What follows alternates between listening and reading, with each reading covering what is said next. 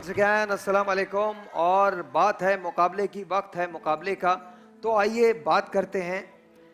आज का मौजू है मेरी आवाज़ सारे ज़माने की सदा है। मेरी आवाज़ सारे ज़माने की सदा है। जजेस से कहता हूं कि 4 कंटेस्टेंट्स हैं, 2 इसके हक में बात कर रहे हैं और 2 इसकी मुखालफत में। आपको फैसला करना होगा और आपको फैसला करना होगा कि किसने सबसे बेहतर तकरीर की है। तकरीर में मवाद क्या है और तलफ़्फ़ुज़ क्या है, इसका ख़ास ख्याल रखा जाएगा। बाकी आपका डिस्क्रेशन है, आप जैसा चाहते हैं वैसा करें। इससे पहले कि मैं ये तकरीरी मुकाबला करूं, मैं पूरे एहतराम के साथ एक तस्वीर के पास जाना चाहता हूं और आपको कुछ याद दिलाना चाहता हूं। ये तस्वीर है अल्लामा अब्दुल सत्तार ईदी साहब की। यहां लिखा है, आओ भरें बॉटल ऑफ चेंज और अपने ईदी सेंटर में जमा करवाएं। जब से अल्लामा ईदी साहब इस दुनिया से रुखसत हुए हैं, तब से ईदी फाउंडेशन में अतियात में कमी आ गई है। ईदी एक शख्सियत का नाम नहीं है, एक अहद का नाम है।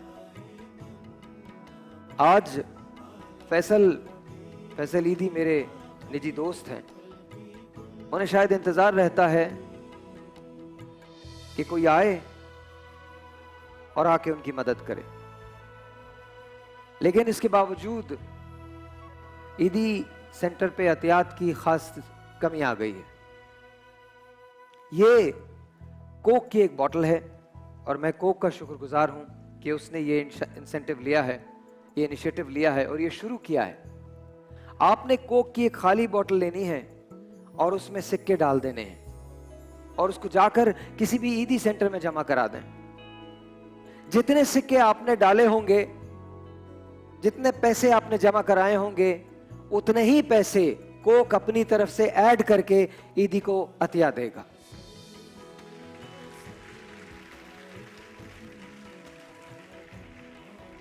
तो मेरी आपसे रिक्वेस्ट है, इन्हें मत भूलें, इन्हें याद रखें, लेकिन एक शक्ल की हैसियत से याद ना रखें, एक नाम की हैसियत से याद ना रखें। इन्हें पूजिए मत, मुझ पे कैमरा मत रखो, ईदी साहब पे रखो, इन्हें पूजिए मत, इनके लिए तालियां मत बजाएं, बेशक इनके लिए स्टैंडिंग ओवेशंस ना दें, बेशक ना दें, लेकिन इनका एक मिशन है, उस मिशन को जिंदा रखिए। करोड़ों लोग पाकिस्तान में हैं जो आज ईदी सेंटर्स में परवान चढ़ते हैं।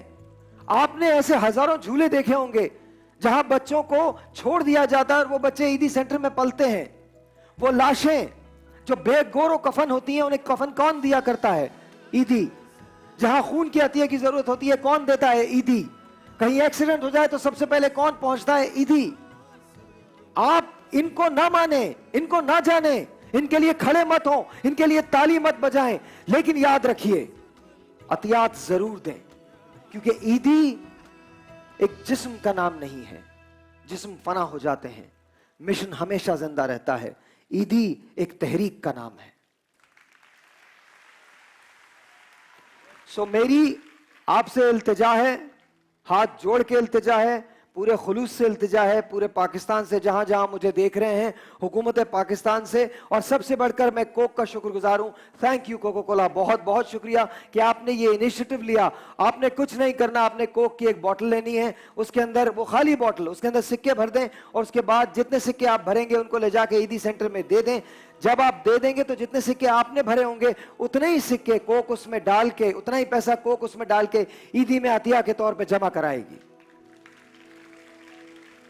जिस्म जा चुका है, रूह जा चुकी है,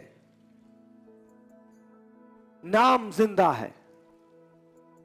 लेकिन याद रखिए, अगर हमने आज कुछ नहीं किया तो यह तहरीक खत्म हो जाएगी। नाम का या जिस्म का मिट जाना कोई हैसियत नहीं रखता, लेकिन अगर तहरीक खत्म हो जाए तो यह मर जाता है। आइए मिलके ईदी को बचाएं, पाकिस्तान को बेहतर बनाएं।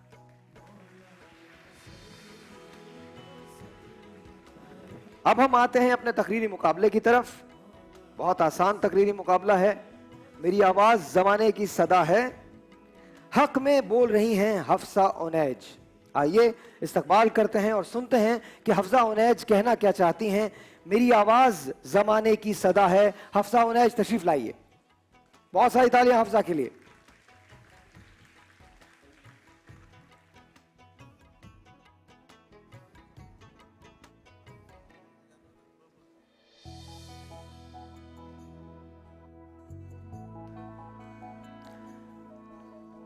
अच्छा जी, अब देखना ये है, हफ्सा जरा माइक पे आइएगा जी। क्या करती हैं आप? मैं पढ़ती हूँ। पढ़ती हैं, कौन सी क्लास में? मैं कराची यूनिवर्सिटी में स्पेस साइंस डिपार्टमेंट। ओके। और आप इस बात पे यकीन रखती हैं कि आपकी आवाज़ ज़माने की सदा है? बिल्कुल, मैं यकीन रखती हैं। तो आज इन तीनों जजेस को मुतासिर करना है और पाकिस्तान को मुतासिर करना है, करेंगी? बिल्कुल करूँगी सर। Go ahead. जाबे सद्र, ऐवान में पेश करदा करारदाद, मेरी आवाज़ ज़माने भर की सदा। करारदाद में लफ्ज़ मेरी से मुराद मैं, आप, ऐवान बाशऊर में बैठा हर शख्स, पाकिस्तान का हर नौजवान, हर तालिबे इल्म। आवाज़ से मुराद मेरा पैगाम, मेरी नज़रिया। लफ्ज़ ज़माने से मुराद यानी ज़माने हाल। लफ्ज़ सदा से मुराद यानी पुकार। ज़िवकार, मैं इस करारदाद की भरपूर हिमायत करती हूँ, क्योंकि जब मैं तरक्की की सीढ़ियों पर कदम रख रही होती हूँ तो ये ज़माना मेरे साथ होता है, ये ज़माना मेरे साथ होता है। मेरी आवाज़ ज़माने की आवाज़ होती है, ज़माने की आवाज़ मेरी आवाज़ होती है। ज़िवकार, तो चलिए उस वक्त को याद करते हैं कि जब मैं अरफा करीम बनकर माइक्रोसॉफ्ट में पहली सर्टिफाइड प्रोफेशनल बनती हूँ तो मैं देखती हूँ कि ये ज़माना मेरे साथ होता है, तो मैं ये कहती हूँ कि मेरी आवाज़ ज़माने की आवाज़ है। फिर ज़िवकार, देखते हैं कि जब मैं आयशा फारूक बनकर पाक फिजाइया में पहली जंगजू पायलट बनती हूँ तो मैं देखती हूँ कि मेरी आवाज़ ज़माने की आवाज़ है। ज़माना मेरे साथ होता है, मैं ज़माने के साथ होती हूँ। तो ज़िवकार, देखिए कि जब मैं शुमैल हसन सैयद बनकर डोटा 2 चैंपियनशिप में पाकिस्तान की नुमाइंदगी करते हुए पूरी दुनिया में दूसरे नंबर पर आती हूँ तो मैं कहती हूँ कि हाँ, मेरी आवाज़ ज़माने की आवाज़ है, ज़माने की आवाज़ मेरी आवाज़ है। ज़िवकार, मैं पाकिस्तान का नौजवान, मैं पाकिस्तान का कामयाब तालिबे इल्म इस करारदाद की हिमायत क्यों ना करूं, क्योंकि ज़िवकार, जब मैं कामयाबी की सीढ़ियां चढ़ रही थी तो ये ज़माना मुझसे हौसला हासिल करता था, इस ज़माने से मुझे हिम्मत हासिल होती थी। ज़िवकार, जब मैं कामयाबी के आसमान को छू रही थी तो ये ज़माना मुझसे सही सिमत हासिल कर रहा था। ज़िवकार, जब मैं कामयाबी के कदम को चूम लेती हूँ तो ये ज़माना मेरी पैरवी करता है। तो आप बताइए कि मैं इस करारदाद की हिमायत क्यों ना करूँ कि मेरी आवाज़ ज़माने की सदा है। कामयाबी पे करेगा ज़माना तेरी, कामयाबी पे करेगा ज़माना तेरी नाज, तू कर सकता है, कर सकता है। ज़िवकार, मैं इस मुल्क का तालिबे इल्म, मैं इस बात की हिमायत करती हूँ कि जब साद अली जैसे नौजवान जो पाकिस्तान के मैदान, पाकिस्तान के फॉर्मूला 1 मैदान में। आपका टाइम अप हुआ। बहुत बहुत शुक्रिया, बहुत बहुत शुक्रिया। बहुत सारी तालियां हफ्सा के लिए, हफ्सा उनैज के लिए। आप अभी वहीं रखिएगा, अभी हम बात करेंगे हफ्सा के। आप हफ्सा तशरीफ ले जा सकती हैं प्लीज़। हफ्सा उनैज के बाद राहिमा अता आएंगी और ये मुखालफत में बोल रही हैं। राहिमा अता मुखालफत में बात करेंगी कि मेरी आवाज़ ज़माने की सदा है, ये मुखालफत में बोला जाएगा। डॉक्टर साहब, कैसा लगा आपको? कैसी बात हुई है, बता दीजिए। तकरीर में जान नहीं थी, मवाद की कमी थी, अंदाज प्यारा नहीं था, बिल्कुल बेलाग तबसरा मेरा यही है। ये जजेस जो हैं ये इंतहा से ज़्यादा सख्त हैं। प्रोफेसर डॉक्टर फजल अरसा दराज से पेशा तदरीस से वाबस्ता हैं और कहते हैं कि तकरीर जानदार नहीं थी। राहिम अता आपका नाम है, राइट? राहिमा अता, माफ़ कीजिएगा। राहिमा अता साहिबा, क्या करती हैं आप? मैं स्टूडेंट हूँ जामिया कराची की, केमिस्ट्री डिपार्टमेंट की। अभी हफ्जा ने इससे पहले तकरीर की थी। डॉक्टर साहब ने बताया है कि उनकी तकरीर में जान नहीं थी, बेलाग तबसरा लगा। आप मौजू बहुत मुश्किल है और आप इसकी मुखालफत में बोल रही हैं। मौजू मुश्किल के साथ टाइम बहुत कम है, इतने से टाइम में इसको समेटना बहुत मुश्किल है, शायद यही वजह हो सकती है। खैर, एक छोटा सा ब्रेक के बाद इसको यहीं से कंटिन्यू करेंगे। राहिमा अता के पास एक पहाड़ जैसा टास्क है क्या राहिमा उसमें कामयाब हो सकेंगी, क्या जजेस को मुतासिर कर सकेंगी या नहीं, देखते हैं इस ब्रेक के बाद।